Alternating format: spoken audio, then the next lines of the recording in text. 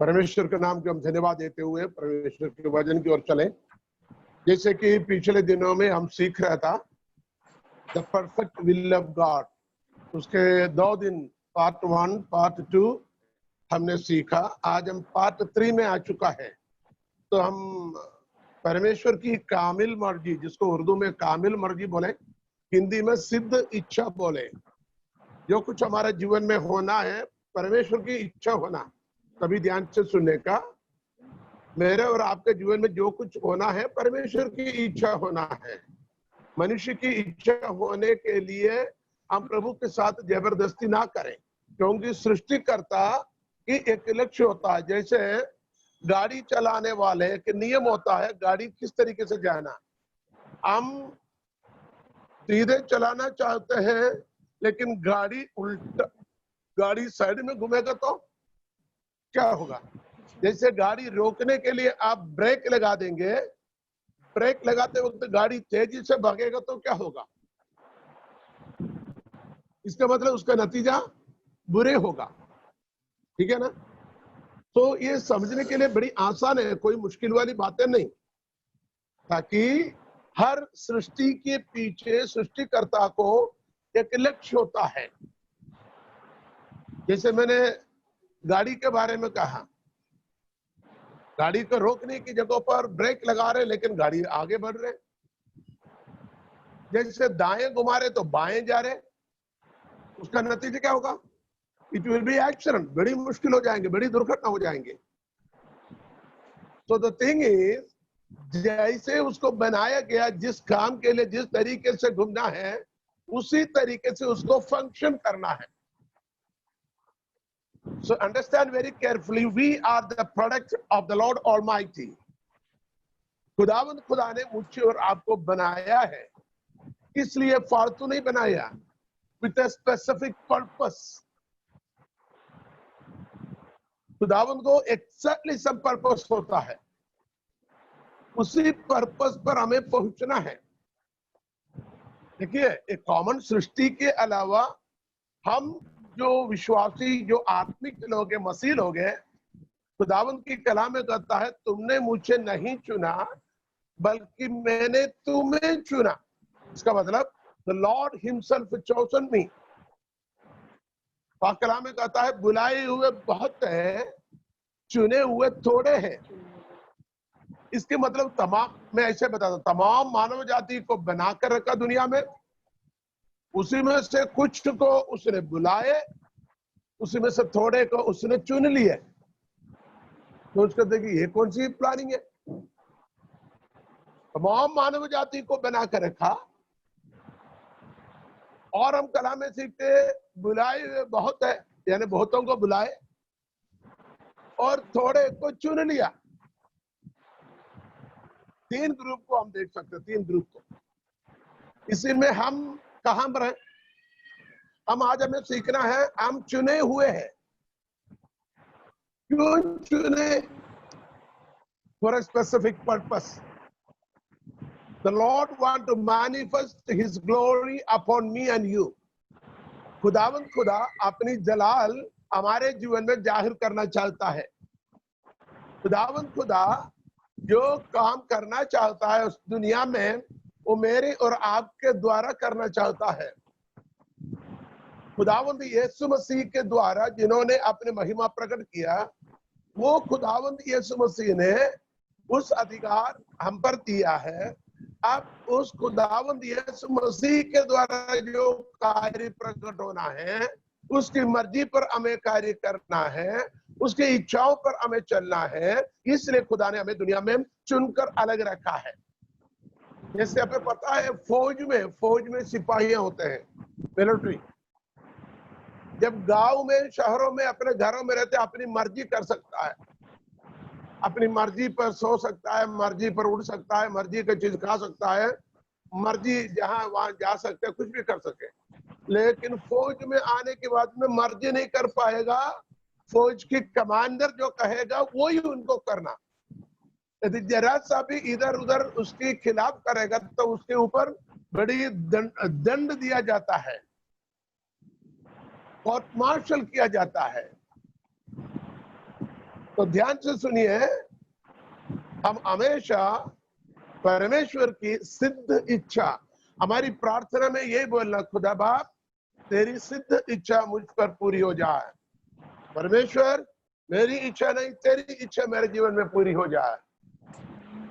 खुदावन खुदा बाप तेरे कामिल मर्जी मुझ में पूरी हो जाए। इसी तरह हमें हर समय बोलना है, हमें दुआ करना है और ऐसे हमें सोचना है। हम अंबानी बनने की कोशिश नहीं करना, हम ट्रम्प बनने की कोशिश नहीं करना, हम किसी और फिल्म एक्ट्रेस हीरोइन बनने की कोशिश नहीं करना, हमें देश विदेश की कोई जाने माने हस्ती बनने की कोशिश नहीं करना, क्योंकि हम तो हम ही हैं। खुदा ने हमें बनाने के लिए खुदा की योजना होती है, हम वही बन सके। कलाम सुनने वालों के लिए, आत्मिक लोगों के लिए, खुदा की खिदमत करने वालों को मैं ये कहना चाहूंगा, आप बेनिहीन बनने की कोशिश नहीं करना। बेनिहीन तो एक ही है, आप तो आप है भैया। आप पॉल दिनकरन बनने की कोशिश नहीं करना, आप रेनाल्ड बोंगी की जगह लेने की कोशिश नहीं करना, आप ऑरल रॉबर्ट्स की जगह लेने की कोशिश नहीं करना, आप डॉक्टर रवि जकरियास बनने की कोशिश नहीं करना। हर एक लोगों की एक बुलाहट होता है, हर एक लोगों के बारे में खुदावंद की एक मर्जी होता है, एक प्लान होता है, एक योजना होती है। उस योजना को पूरी होने के लिए हमें खुदा के पाक कलाम में हमें देना है। एक सवाल नहीं तो आम दुनिया में हम देखते हैं आजकल आत्मिक लोगों के बीच में एक बहुत बड़ी ट्रेंड हो गया, ये बहुत सारे न्यू जनरेशन चर्चेस लोगों को बहकाते हैं, गुमराह करते हैं, धोखे देते हैं, उनके अंदर बुरी लालचों को डाल देते हैं।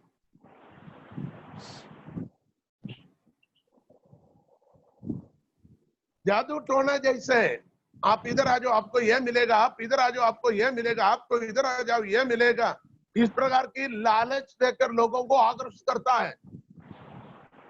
प्रभु यीशु मसीह ने, उसने स्वर्ग राज्य के सीधे सीधे प्रचार किया, आनंद जीवन की बात किया। तो ध्यान से सुनिएगा, हमें परमेश्वर की पवित्र वचन पर जीवित रहना है, हमें किसी लालच के पीछे नहीं जाना। पाक कलाम क्या बताता है, खुदावंद यीशु मसीह ने क्या सिखाया और कलाम में क्या लिखे, उसी पर हमें मनन करना है, आगे बढ़ना है।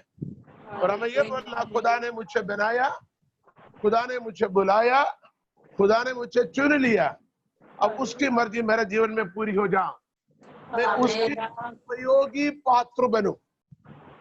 जैसे गीत हम गाता है, तेरे उपयोगी पात्र बना, प्रभु तेरे उपयोग का एक पात्र बना मुझे। इसी प्रकार हमें प्रार्थना करना जरूरी है।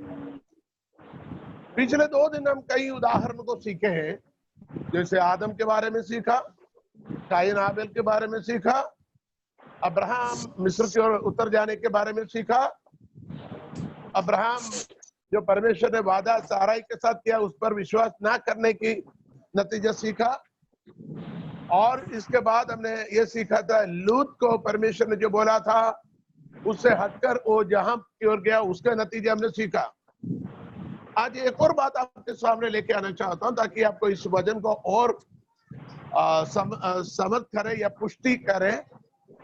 वो है आपको गिनती के पुस्तक में जाना, गिनती, नंबर्स, गिनती के पुस्तक आपको 22 अध्याय में जाने का। गिनती के पुस्तक 22 अध्याय, जिनके पास बाइबल है आप खोलिएगा और मेरे साथ पढ़े। गिनती के पुस्तक 22 अध्याय, the book of numbers chapter 22।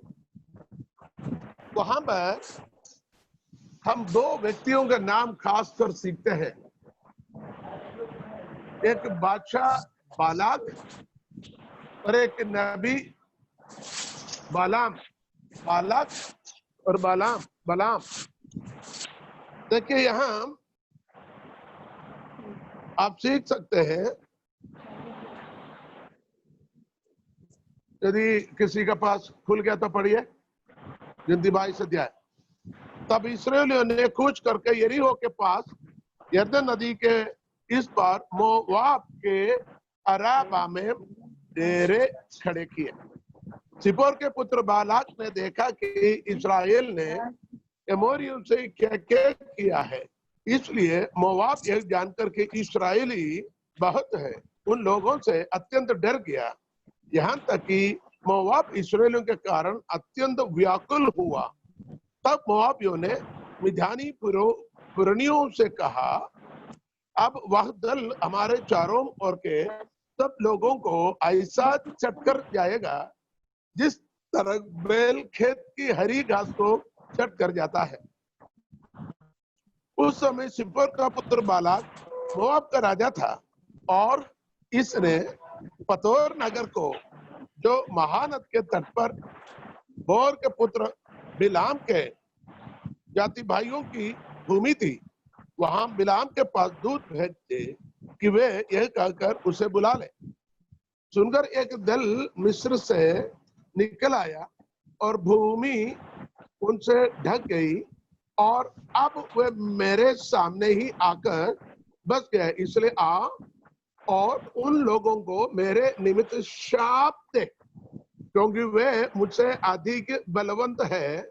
तब संभव है कि हम उन पर जयवंत हो और हम सब इनको अपने देश से मारकर निकाल दे, क्योंकि यह मैं जानता हूं कि जिसको तू आशीर्वाद देता है वह धन्य होता है और जिसको तू श्राप देता है वह श्रापित होता है। देखिए कितनी अच्छी कहानी लिखा गया। हमें पता है इस्राएल के लोग मिस्र में 400 वर्ष से ज्यादा गुलामी में रहकर मूसा के द्वारा परमेश्वर ने वहां से छुड़ाकर लाल समुद्र पार करके इस्राएल की देश की ओर, कनान की देश की ओर वो अपने सफर में है। सॉरी, इसी सफर के दौरान जितने लोग इनके सामने आते थे उन तमाम लोगों में अधिकतर लोग इस्राएलियों को देखकर उनके सामने सरेंडर करते थे, हार जाते थे। कुछ लोग उनसे लड़ते थे, लड़ने वाले को इस्राएली क्या करता था, हरा देते थे, कब्जा करते थे। बाकी लोग भाग जाते थे। कुछ लोग उनके सामने क्या करते हैं, बिना युद्ध की समर्पण करते थे, आत्मसमर्पण करते थे। इसके मतलब जहां जहां से इस्राएली लोग चलते चलते आए उनके सामने के तमाम लोग उनके सामने, जैसे कि अभी अपने बड़ा बैल जैसे हरी घास को चट लेते हैं वैसे चटते आ रहे, खत्म करते आ रहे। उसका कारण भी लिखा हुआ है, क्योंकि आगे जब पढ़ेंगे हम 23 अध्याय में जाएगा, वहां लिखा हुआ है जिसको परमेश्वर ने अनुग्रह किया उसको श्राप कौन दे सकता है। इसके मतलब इन्हें परमेश्वर ने अनुग्रह किया हुआ एक जाति था। उसकी 23 अध्याय उसकी 8 आयत, 23 की 8 अध्याय मैं पढ़कर सुनाता हूं। परंतु जिन्हें परमेश्वर ने श्राप नहीं दिया उन्हें मैं क्यों श्राप दूं, और जिन्हें यहोवा ने धमकी नहीं दी उन्हें मैं कैसे धमकाऊं। क्योंकि परमेश्वर ने जिसको अनुग्रह किया उसको कोई भी श्राप नहीं कर सकता है। अभी यहाँ पर 22 अध्याय की 6वीं आयत में लिखा हुआ है, क्योंकि यह मैं जानता हूं कि जिसको तू आशीर्वाद देता है वह धन्य होता है और जिसको तू श्राप देता है वह श्रापित होता है। तो पहले मैंने कहा मोवाबी करके एक जाति होता है। मोवाबी की राजा थे बालाक, है ना, सिप्पोर के पुत्र बालाक मोवाब के राजा थे। तो उनको खबर मिल गया इस्राएल करके एक जाति आ रहे, वो टिड्डियों के समान आ रहे, तमाम हरी पत्तियों को खाकर बर्बाद करके आ रहे। जैसे कि बैल हरी घास को चाट देते वैसे चाट करा रहे हैं, वो हमारे ऊपर भी चढ़ाई करेगा, हमें भी खत्म करेगा, तो हम कैसे उन पर जय पाएंगे, उनको कैसे हमारे देश से भगा देंगे, यही सोच में लगे। यही सोच के साथ उन्हें मिद्यानियों के पुरनियों के पास गए। आप बताइए, आप लोग बताइए, हम कैसे इन पर जय पाएंगे। तो मिद्यानियों के पुरनियों ने कहा, वहां एक नबी है जिसका नाम बालाम है, जिसका नाम बिलाम है। बिलाम, अंग्रेजी में बालाम लिखे हैं लेकिन हिंदी में बिलाम लिखा हुआ, बिलाम। तो दो नाम है, एक बालक, दूसरा बिलाम। बालक मोआबियों की राजा है। बिलाम कौन है? बिलाम एक भविष्यवक्ता है, भविष्यवाणी करने वाला है। वो लोगों को आशीष देता है, लोग आशीष पाता है। वो जिनको श्राप देता है वो श्रापित होता है। इतनी सामर्थ्य रखने वाले एक व्यक्ति है। तो मिद्यानियों के पुरनियों ने बोला, तुम लोगों को भेजो, उसको बुला लो, बुलाकर उनको बोलो ये आने वाले जाति को श्राप दे दो, ताकि वो जंग में हमें जीत नहीं सके, बल्कि हम उन्हें हराकर उन्हें भगा सकते। अब मैं जल्दी आगे इस कहानी को आगे लेके जाता हूं। ये लोगों ने क्या किया, राजा ने कुछ पुरनियों को, कुछ प्राचीनों को बड़े इनाम के साथ, आदर सम्मान के साथ चिट्ठी लिखकर इस अपनी भाषा में इस नबी के पास, इस भविष्यवक्ता के भेजा, जिसका नाम बिलाम है। बिलाम के पास गया, लोग वहां पहुंच के उसके साथ आज से मोआबी और मिदानी पुरनियों भावी कहने की दक्षिणा लेकर चले और बिलाम के पास पहुंचकर बालाक की बातें कर सुनाई। बालाक राजा आपको बुला रहे। उन्होंने कहा, आज रात को यहाँ टिको और जो बात यहोवा मुझसे कहेगा उसी के अनुसार मैं तुमको उत्तर दूंगा। इसका मतलब बिलाम एक यहोवा पर विश्वास करने वाले एक भक्त थे। यहोवा उनसे बातें करते थे, परमेश्वर की मर्जी को मालूम कर उसी को करने वाले एक भक्त थे। तो क्या हुआ, उसने जो आए हुए लोगों को बोला, आप ठहर जाओ, आज रात को मैं प्रभु से बातें करता हूं। तो देखिए उस दिन रात को 9 आयत में, तब परमेश्वर ने बिलाम के पास आकर पूछा, तेरे यहाँ ये पुरुष कौन है? देखिए परमेश्वर स्वयं उत्तर आकर बिलाम से पूछता है, तेरे यहाँ भी आए हुए पुरुष कौन है? बिलाम ने परमेश्वर को कहा, सिप्पोर के पुत्र मोआब के राजा बालाक मेरे पास ये कहकर भेजा है, उन्हें मुझे बुलाया ताकि मैं जाकर इस्राएलियों को श्राप दूं। 12 आयत, परमेश्वर ने बिलाम से कहा, तू इनके संग मत जा, उन लोगों को शाप मत दे, क्योंकि वे आशीष के भागी हो चुके हैं। अब ये आयत आज हम खासकर अंडरलाइन करके सीखना है। बिलाम को लेके जाने के लिए मोआब के राजा पुरनियों को दक्षिणा देकर, फीस लेकर, पैसा देकर, सोना देकर, चांदी लेकर भेजा, जो भी हो। यहोवा ने उनके आकर कहा, तू इनके साथ नहीं जाना। देखिए परमेश्वर की इच्छा, परफेक्ट विल, कामिल मर्जी, खुदा की कामिल मर्जी। बिलाम के इस विषय पर बालक ने जो चिट्ठी भेजा है, इस विषय पर बिलाम के लिए परमेश्वर की यही संदेशा है, तू उनके साथ न जाना, तू इनके संग मत जा, उन लोगों को श्राप मत देना। इसराइल के लोग, जो इस्राएली लोग आ रहे हैं, वो अपनी वायदा के देश की ओर जा रहे हैं। वो परमेश्वर की लोग हैं, परमेश्वर ने जिसको आशीष दिया हुआ लोग हैं, वो परमेश्वर के निज लोग हैं। परमेश्वर ने उन्हें बुलाकर उनके बाप दादाओं से वादा किया हुआ कनान के देश की ओर लेके जा रहे हैं। इसलिए उनकी सफर में बाधा नहीं डालना, उन्हें श्रापित नहीं देना। आपको समझ आ रहे होंगे खुदावंत की काबिल मर्जी क्या है। ध्यान से सुनिएगा, यहाँ पर आपको थोड़ा समय देना है, डिस्टर्ब नहीं हो जाएगा। खुदा की मर्जी बिलाम से कहता तू नहीं जाना, इनके साथ ना जाओगे और ना उन लोगों के ऊपर तू श्राप दोगे, है ना। सुबह उठकर बिलाम ने जो आए हुए लोगों को कहा तुम अपना देश चले जाओ भैया, क्योंकि यहोवा मुझे तुम्हारे साथ जाने की आज्ञा नहीं देता।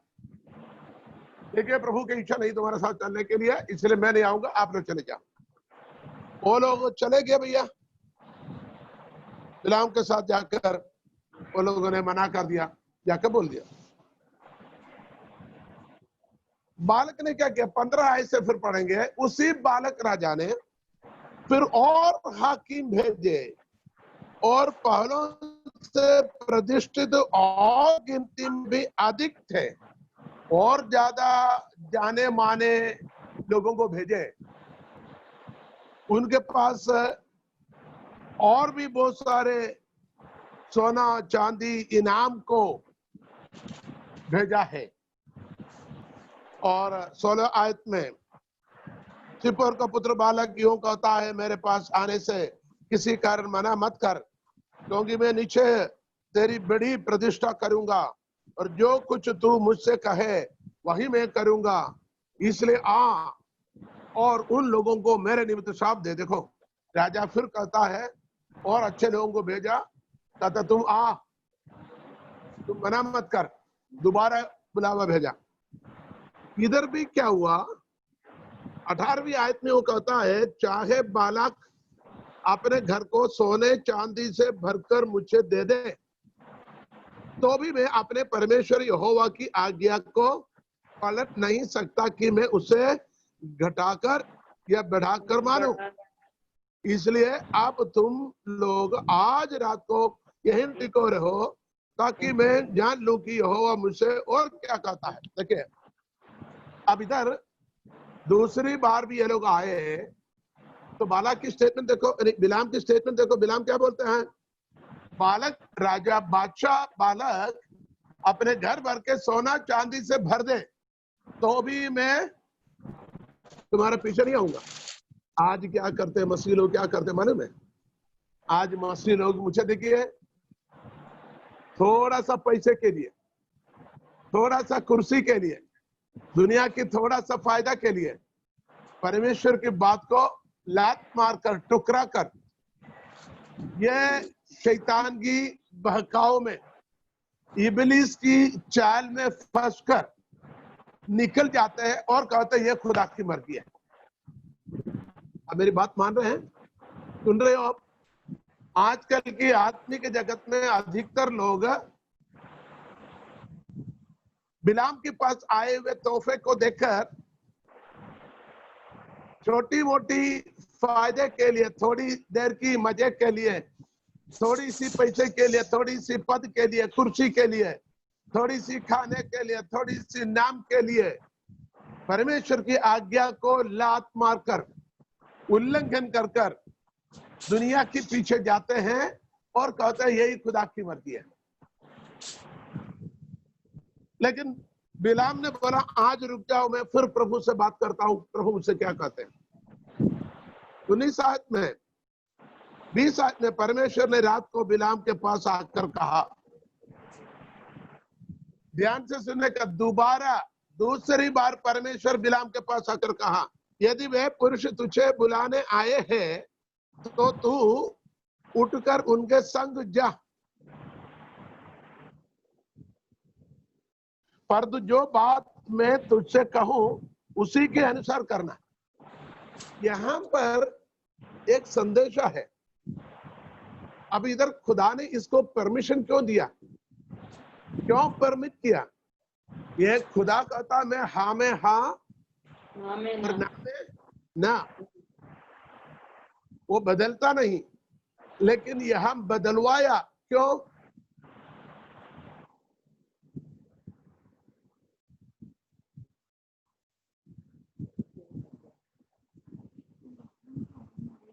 उसने फिर समझाएगा नहीं, मुझे जाने दे करके खुदावत के ऊपर क्या किया, प्रार्थना के द्वारा, गिड़गिड़ाने के द्वारा, विनती के द्वारा खुदा को मनवाया।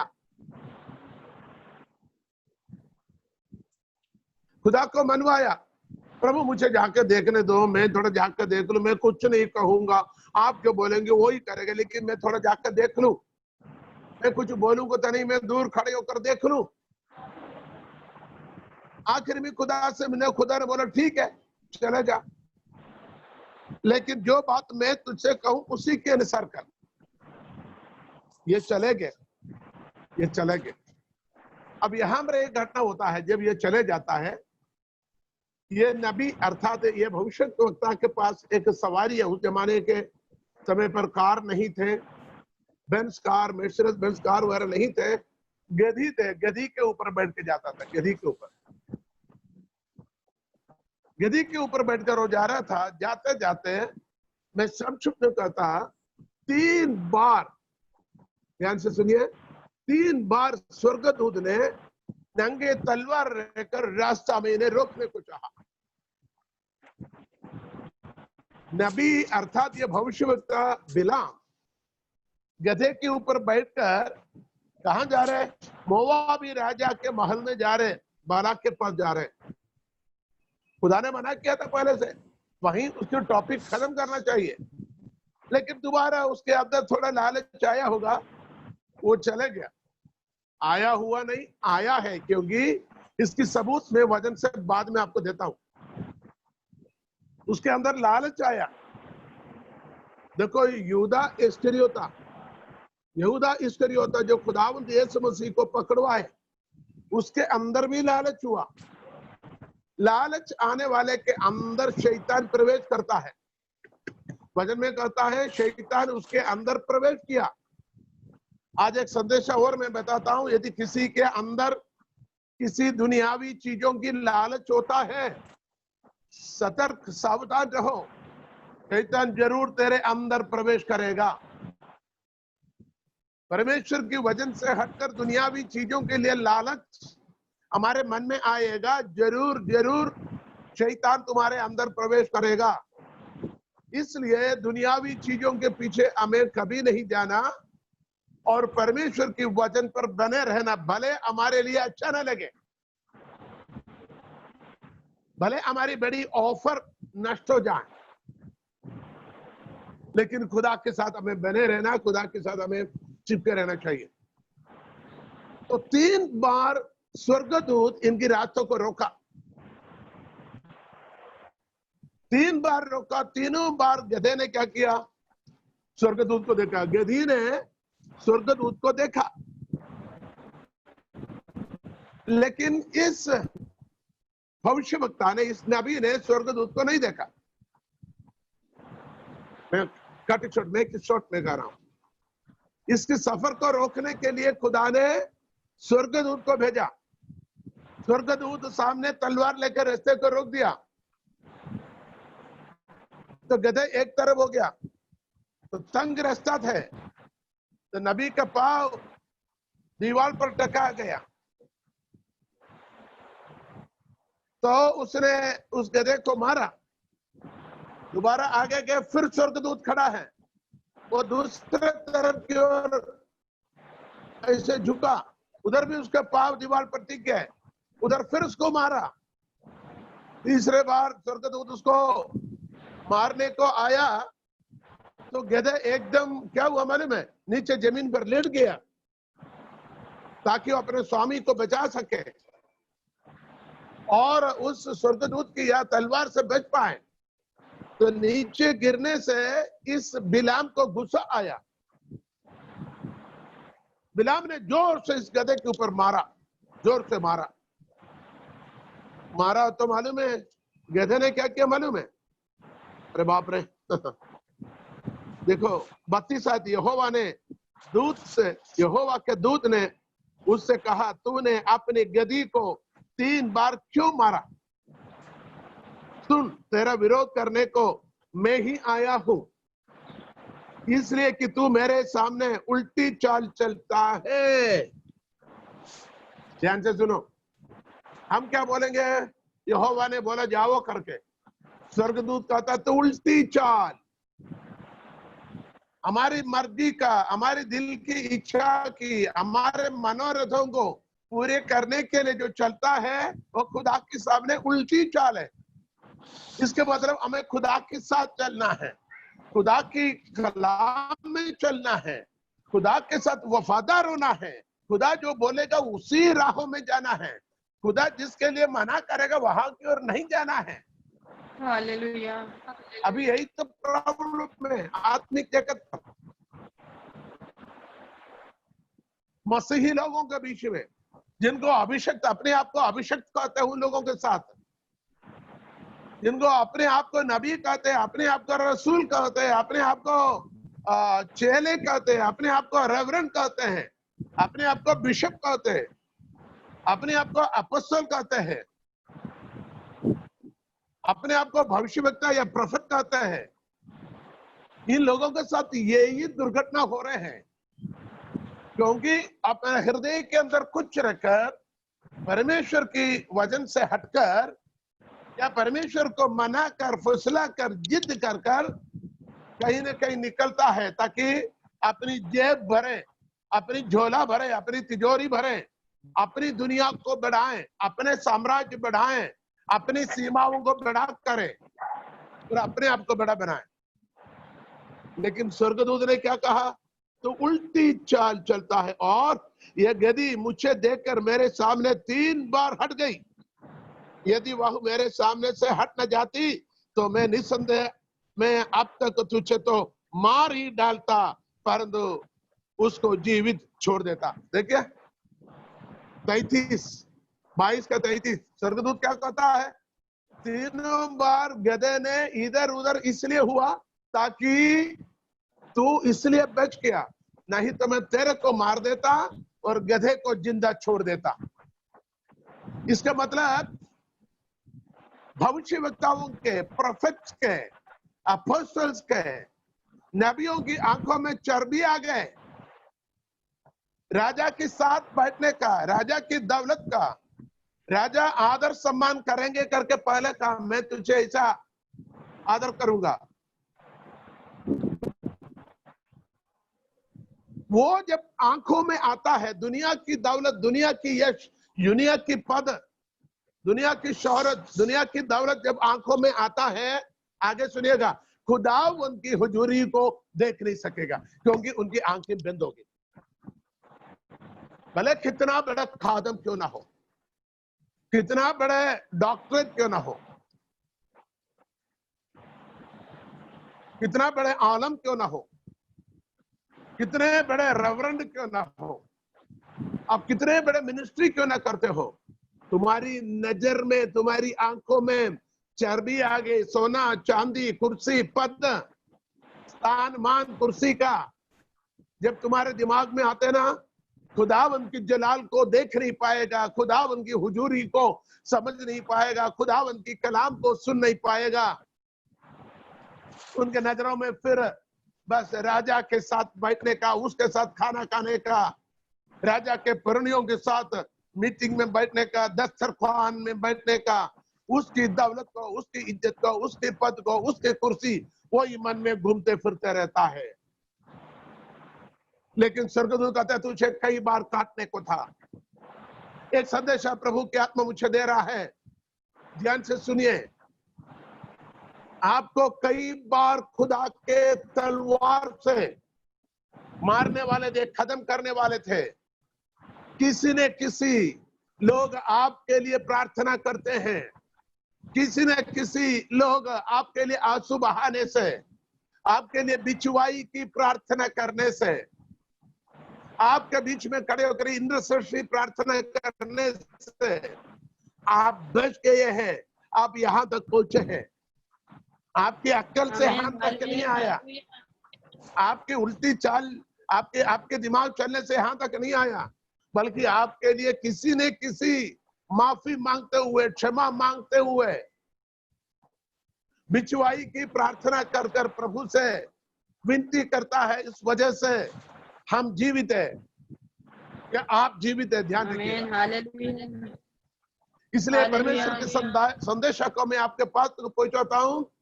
दुनिया के किसी भी कुर्सी, किसी भी पद, किसी भी स्थान, मान सम्मान तुम्हारे पीछे आए हैं, खुदावंत से हटकर, खुदावंत की इजाजत के बगैर, उसकी कामिल मर्जी के बगैर, उसके सिद्ध इच्छा के बगैर कभी भी कदम न रखना। भले अरबों खरबों हो, भले भारत की प्रधानमंत्री बनाए, भले तुम्हें अमेरिका के राष्ट्रपति बनाए, भले तुम्हें बड़े अरबपति करोड़पति बना सके, लेकिन कहें खुदावंत मैं चलूं, जो कुछ मेरे जीवन में हो खुदावंत की पाक मर्जी हो, मैं उसी पर यकीन करता हूं, मैं उसी से खुश होकर के बोलने के लिए आज आपका हृदय में प्रभु के साथ निर्णय लेना है। आमीन, hallelujah, hallelujah, hallelujah, praise the Lord, praise the Lord, praise the Lord. हुआ क्या है, नतीजे क्या है? आगे फिर हम जाएंगे, वो वहां चले गया, है ना। 34 में बिलाम कहता, मैंने पाप किया है, मैं नहीं जानता था कि तू मेरे सामना करने को मार्ग में खड़ा है, इसलिए अब यदि तू मुझे बुरा लगता है तो मैं लौट जाता हूं। इन पुरुषों के संग तू चले जा, परंतु केवल वही बात कहना जो मैं तुझसे कहूं। आखिरी में फिर कहा तो चले जा, लेकिन प्रभु जो कहेगा वही कहना।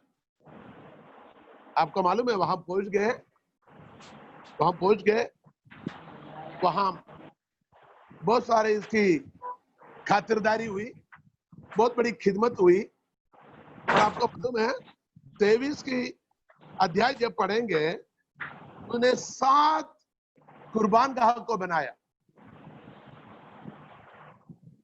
7 वेदी बनाकर बलि चढ़ाया। 7 वेदी कितने बार बनाए मालूम है? 3 बार बनाए, 3 बार। में समझे बहुत बड़ी कहानी, आप उसको पढ़ना। 3 बार अलग अलग जगह पर 7 वेदी बनाए। वेदी को अपनी भाषा में आराधना कहे, चढ़ावा बोले, तो कितना भी बड़ी आराधना करे, एक वेदी को छोड़कर 7 वेदी।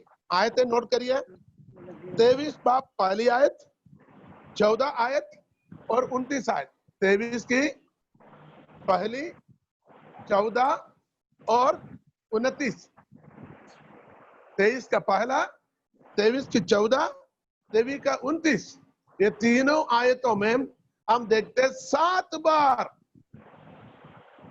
नहीं 7 वेदी, 7 3 बार 7 वेदी बनाकर बड़ी आराधना किया। मैं अपनी भाषा में कहता हूं, उसने बड़े शामियाने लगाए, बड़े स्टेज बनाए, बड़े साउंड सिस्टम लगाए, बड़े तैयारी हम किया है, लाइव टेलीकास्ट ब्रॉडकास्ट किए हैं, हजारों लोगों को वर्शिप के लिए खड़ा कर दिया, दुनिया के पूरे म्यूजिक इंस्ट्रूमेंट्स को लगाए, सब कुछ करके भयंकर आराधना की है।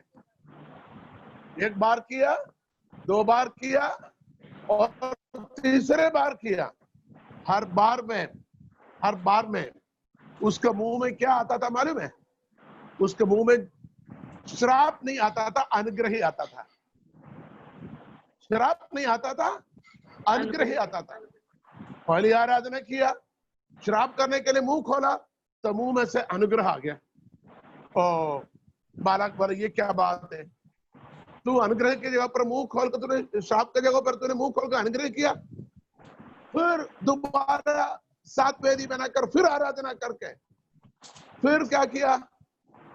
फिर मुंह खोला श्राप करने के लिए, तब फिर उसके मुंह से अनुग्रह आ गया। तीसरी बार फिर अलग जगह पर वेदी बनाए, 7 वेदी बनाए, फिर वो वेदी चढ़ाने के बाद फिर मुंह खोला, तब भी श्राप के बदले अनुग्रह आया।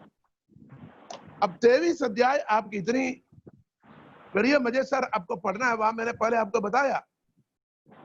और वहां मुंह खोलकर जब भी खोलता है, यहोवा उसका मुंह में वजन देता है, यहोवा उसको अनुग्रह करता है, यहोवा अनुग्रह के वजन देता है। इस्राएल के लोग अनुग्रह के ऊपर और अनुग्रह पाता है। ये तीनों तरह की बलिदान के बाद 24 अध्याय में चले जाना, है ना। 24 अध्याय में, 23 और 24 अध्याय में, और फिर भविष्यवाणी करता है। उसको पूरा बताने के लिए मेरे पास समय नहीं है ना। और बहुत सारे नबूवतें, भविष्यवाणियां इस्राएल के बारे में फिर कहता है।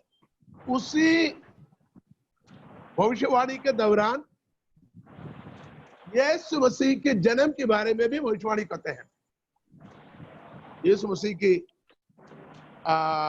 जन्म के बारे में भविष्यवाणी करते हैं इसके अंदर, है ना। तो हम उस आयत की ओर सब जाने के लिए हमारे पास अभी वक्त नहीं है। उसकी 17वीं आयत है, 24 की 17, 24 की 17 आयत पढ़ेंगे, गिनती 24 का 17। खुदावंद यीशु मसीह के जन्म के बारे में देखिए, याकूब में से एक तारा उदय होगा और इस्राएल में से एक राजदंड उठेगा। याकूब में से एक तारा उदय होगा और इस्राएल में से एक राजदंड उठेगा। ये किसके बारे में है? खुदावंद यीशु मसीह के बारे में, जो जगत की तारा, पूरी जगत की रोशनी, मैं जगत की ज्योति हूं करके कहने वाला उदय के तारे के बारे में। राजदंड, दाऊद के सिंहासन और राजदंड, यानी ये खुदावंद यीशु मसीह के जन्म के बारे में भविष्यवाणी। इसी श्राप के लिए मुंह खोला तो अनुग्रह की बातें हुआ, साथ साथ भविष्यवाणी भी हुआ इस्राएल के बारे में। उसी पर बात करने के लिए मैं समय को नहीं लूंगा, आगे चले।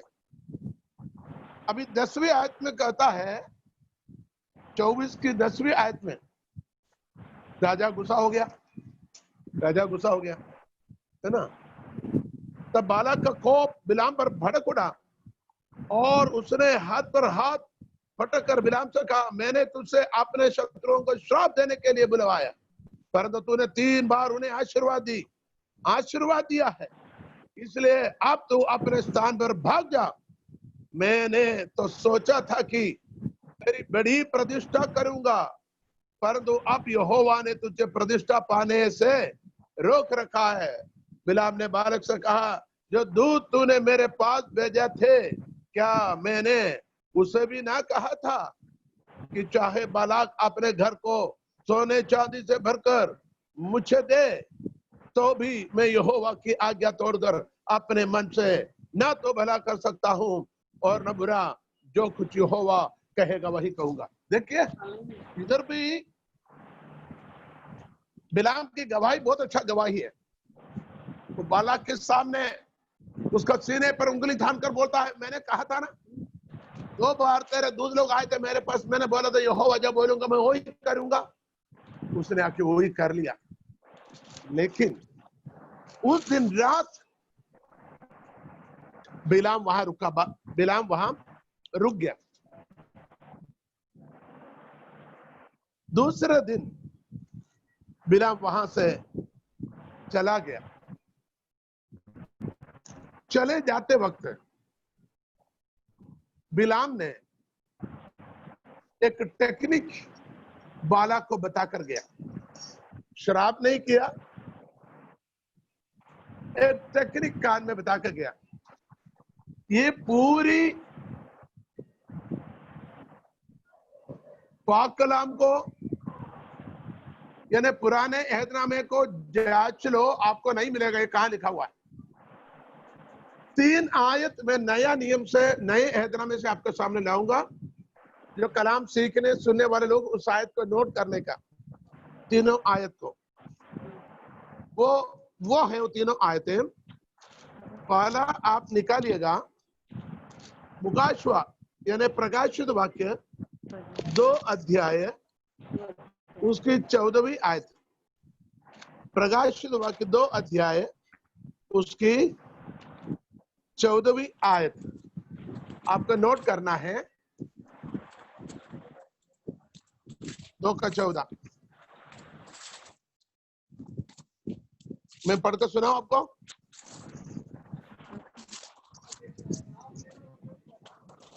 दो अध्याय है उसकी 14वीं आयत, ध्यान से सुनो। पर मुझे तेरे विरुद्ध कुछ बातें कहनी है, क्योंकि तेरे यहाँ कुछ ऐसा है जो बिलाम की शिक्षा को मानते हैं। नंबर 1, बिलाम की शिक्षा। द टीचिंग ऑफ बलाम, बिलाम की तालीम को मानने वाले हैं। क्या तालीम है? जिसने बालाक को इस्राएलियों के आगे ठोकर का कारण रखना सिखाया कि वे मूर्तियों पर चढ़ाई गई वस्तुओं खाएं और व्यभिचार करें। देखिए, लिखने वाला लिखे, अंडरलाइन करें।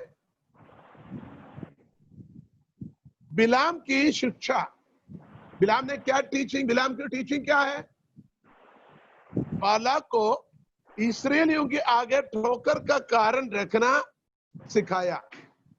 इस्राएली लोगों को कैसे ठोकर खिला सकते हैं? आगे, मूर्तियों पर चढ़ाई गई वस्तुएं खाएं, मूर्तियों पर चढ़ाई गई वस्तुएं खाएं। तीसरा, व्यभिचार करें। 3 बातें उनके सामने रखें। एक उनका टीचिंग है, ये बिलाम का अपना ही टीचिंग है। मैं फिर कहूंगा, आजकल की मसीह जगत के अंदर बिलाम के जैसे टीचिंग देने वाले सैकड़ों हैं, जिस वजह से नादान विश्वासी लोग ठोकर खाते हैं और परमेश्वर के अनुग्रह की जगहों पर श्रापित होते हैं। उनके जीवन परागंदा होता है, उनके जीवन मलऊन होते हैं, क्योंकि आत्मिक जगत में आत्मिक बालाम लोग हैं इन दिनों में। उन्हें समझना, परखना बड़ी अनिवार्य है। जैसे कि कलाम में लिखा गया, वृक्ष को अपने फलों से पहचानता है और इंसान को अपने कामों से। किसी उस्ताद को चुनने से पहले, किसी टीचर को सुनने से पहले, किसी आलम को, किसी उस्ताद को चुनने से पहले, किसी संस्था में ज्वाइन करने से पहले उनके टीचिंग क्या है, ये पहले सोच लीजिए, सीख लीजिए, समझ लीजिए, बाद में कदम उठाइए। क्योंकि आजकल भेड़ की खाल पहने हुए भेड़िए बहुत है। मसीह के नाम पर लोगों को बहकाने वाले बहुत है इन दिनों में। इसलिए हमें सचेत और सतर्क रहना अनिवार्य है। खुदावंद की रूह हमें कलाम के द्वारा बताते हैं। ठीक है, तो नंबर 1, बिलाम की तालीम, बिलाम की शिक्षा। दूसरी आयत आप पढ़ेंगे, दूसरी आयत क्या पढ़ेंगे आप? यूदा की पत्री, यूदा की खत, प्रकाश वाक्य के पहले यूदा की पत्री, एक ही अध्याय है, उसकी 11वीं आयत मैं पढ़ता हूं। उन पर हाय, क्योंकि वे कैन की सी चाल चले और मजदूरी के लिए बिलाम के समान भ्रष्ट हो गए। देखिए, मजदूरी के लिए बिलाम के समान भ्रष्ट हुए। बिलाम की भ्रष्ट, नंबर 1 बिलाम की शिक्षा, नंबर 2 बिलाम की भ्रष्ट। किसके लिए? मजदूरी के लिए। उसने लंबी लंबी डींग मारा है, मेरे घर सोना चांदी से भरे तो भी मैं नहीं आऊंगा, तो भी मैं श्राप नहीं दूंगा। डींग तो मुंह से मारा, लेकिन उसका हृदय के अंदर क्या था? मजदूरी, मजदूरी। उसके हृदय के अंदर लालच था।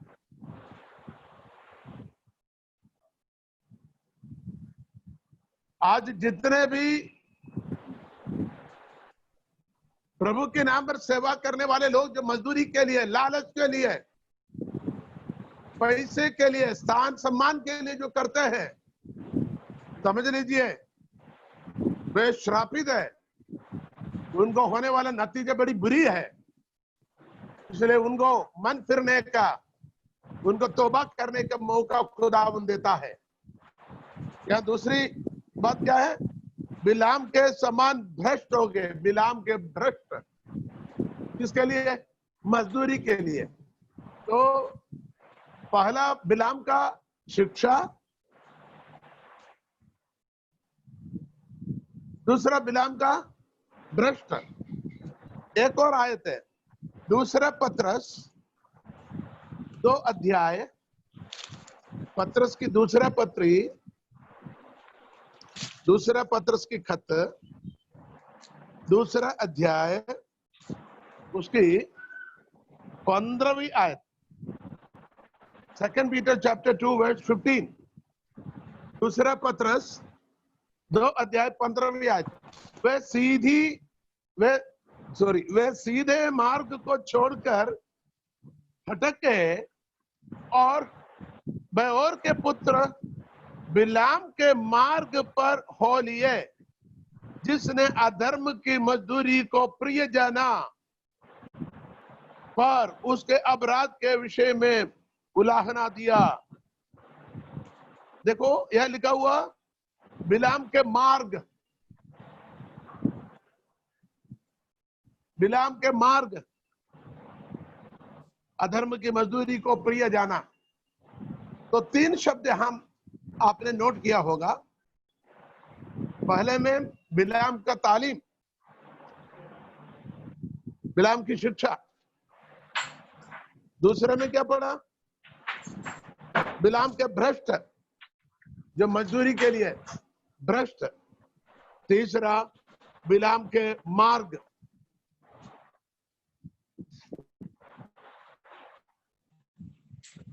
मैं समझता हूं आपको समझ आ गए होंगे।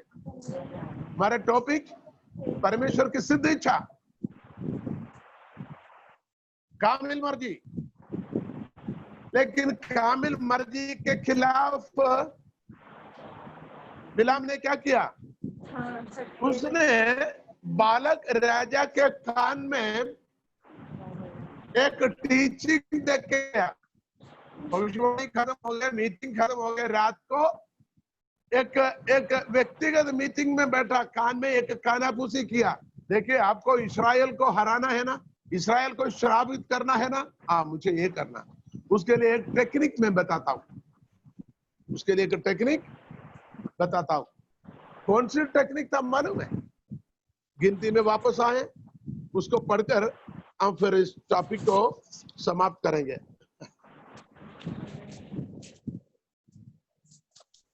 पच्चीस अध्याय, गिनती के पुस्तक 25 अध्याय।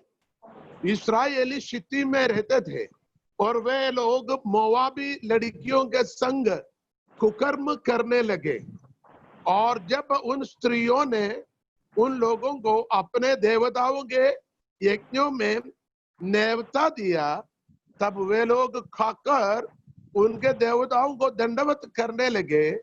यों इस्राएली बालपोर देवता को पूजने लगे। तब यहोवा के कोप इस्राएल पर भड़क उठा और यहोवा ने मूसा से कहा, प्रजा के सब प्रधानों को पकड़कर यहोवा के लिए धूप में लड़का दे, जिससे मेरा भड़का हुआ कोप इस्राएल के ऊपर से दूर हो जाए। तब मूसा ने इस्राएली न्यायियों से कहा, तुम्हारे जो जो आदमी बालपोर के संग मिल गए उन्हें घात करो। आप बराबर सुन रहे ना? यहां पर देखिए क्या हुआ। इस्राएली लोग मोवाबी स्त्रियों के साथ कुकर्म किए, उन्हें अपनी बालपोर के देवताओं के लिए बलि चढ़ाने के लिए बुलाया और वहां से चढ़ावा इनको दिया, ये लोगों ने खाया। इसलिए हुआ क्या मालूम है? पूरा इस्राएल श्रापित हुआ। अब यही बात आखिरी में हमें समझने की बड़ी जरूरत है। ये पादरी, ये खादम, ये नबी, उसकी नबूवतें हमने पढ़ा नहीं। आपको 23 और 24 अध्याय में साफ लिखा गया। श्रापित करने के भी मुंह खोला तो उसने अनुग्रह की बातें किया, लेकिन उसके आंखों में, उसके मन में बालक राजा के आदर सम्मान दौलत की बात आए तो उसने एक ऐसी चाल उनके कान में डाल कर गया। एक ही तरीका है इस्राएली नाश होने के लिए, क्या करना, तुम्हारे राज्य की मोवाब के खूबसूरत जवान लड़कियों को तैयार करके, जवान लड़कियों को तैयार करके क्या करना, अपनी भाषा में रूश लगा के, लिपस्टिक लगा के, आईब्रो करके, आईलाइनर लिखे, हेलो, और आधी कट्टी आधी फट्टी कपड़ा, आजकल की फैशन होते कि नहीं, फैशन की आधी कट्टी आधी फट्टी कपड़ा पहनकर थोड़ा चमक छल्लो कर कर मोवाबी लड़कियां इस्राएलियों की छावनी में धीरे धीरे जाने लगे। दूर से इस्राएल के जवानों को इशारा करके अपनी ओर बुलाकर मोवाबी स्त्रियों ने, मोवाबी औरतों ने इस्राएली पुरुषों से व्यभिचार करवाया। साथ साथ बोलो, चलो हमारी भगवान की आज आरती हो रहे, पूजा हो रहे, चलो उधर आराधना हो रहे, उधर चलो। ये औरतों के पीछे, ये लालच के पीछे उनके पीछे गया, उनके भगवान की प्रसाद को, चढ़ावे को खाया, जो मूर्ति के सामने रखा था खाए। बाद में उसी देवी देवताओं के सामने दंडवत किया। एक ही बात कहना चाहता हूं, इस्राएल के लोग श्रापित हुए और उनके पुरनियों को जितने लोग गए थे उनको सब पकड़कर काट डाले, दूसरे काट डाले। अब ध्यान से सुनिए, हम क्या सीख रहा था, परमेश्वर की सिद्ध इच्छा, कामिल मर्जी, उसी में से हम हटकर जाएगा तो होने वाले नतीजे क्या है। परमेश्वर की मर्जी के अलावा अपनी स्वयं की मर्जी या दूसरों की मर्जी, दूसरों की इच्छा पर अब थोड़ा सा रास्ता बदलने से, थोड़ा सा एडजस्टमेंट करने से क्या नतीजा होता है, उसके अंजाम क्या होगा, हम यही बात को सीख रहा था। मैं समझता हूं आप लोग परमेश्वर ने दिमाग और बुद्धि दिया है, पवित्र आत्मा आपको वचन को, भेदों को प्रकट करता है, तो आपको संदेश मिल गया होगा। इस संदेशों को बार बार आप मनन कीजिए, सोचिए, सीखिए, पढ़िए, प्रभु आपसे और बातें करेगा। इसका संदेश यही है, खबरदार, हमारे जीवन में जो कुछ हो परमेश्वर की मर्जी हो। अब तक अपने जीवन में हो सके कई बार परमेश्वर की मर्जी से हटकर हम गए हो, लेकिन आज परमेश्वर ने, खुदा ने आपको कलाम दिया है। अब आप ये नहीं कह सकेंगे हमको कलाम मालूम नहीं था, हमसे गलती हो गई, ये नहीं कह सकेंगे। अब आपको पता लग चुका है, आपको समझ आ गया है, अब आप कोई बहाना नहीं करेंगे। आज अपने आप को खुदा के सामने सौंप दे, समर्पित करें और प्रार्थना करें, खुदावंदा पिछले दिनों में अब तक हमारे जीवन में हुआ गलतियों को माफ कीजिए, जाने अनजाने में हमसे आया हुआ गलतियों को माफ कीजिए। आज इससे अब वादा करता हूँ, वचन पे प्रभु, हम तेरे कदमों पर, तेरे कलाम पर चलेंगे। हम बालाक के शिक्षा पर नहीं जाएंगे, बालाक के राहों पर नहीं चलेंगे, उसके उस अधर्म के कार्य पर नहीं जाएंगे, बल्कि हम चलेंगे खुदावंद तेरे पाक कलाम पर, तेरे राहों पर चलेंगे, ताकि हम तेरी मर्जी पूरा करें, जिसके लिए हमें बुलाया गया, जिसके लिए हमें चुना गया, उस मर्जी पूरा होने के लिए मैं अपने आप को सौंपती हूँ। आइए हम प्रार्थना करें। Father, in the name of Jesus Christ, we come to the divine presence with a great expectation. Lord, thank you for the beautiful word of God which you delivered among us. Thank you, Lord, you're teaching us that we may understand the perfect will of God and to be follow always the perfect will of God. Don't be allowed to zigzag, go here and there, to look over the Balaam's offers. But Lord, let us focus unto the Christ, who is the author and the finisher of our faith. Lord, I submit myself and I especially pray over all the people who are watching and listening, Lord. Bless everyone that they may follow the footprints of Word of God and footprints of Jesus Christ, and that they may reach unto the destination and fulfill the purpose of the Lord, to whom those, God, you are called. Father, we give you glory and honor to you. Thank you for the blessing. We bring in glory and honor to you. In Jesus' mighty name we pray. Amen. Amen. Thank you and God bless you. Thank you for watching. Good afternoon.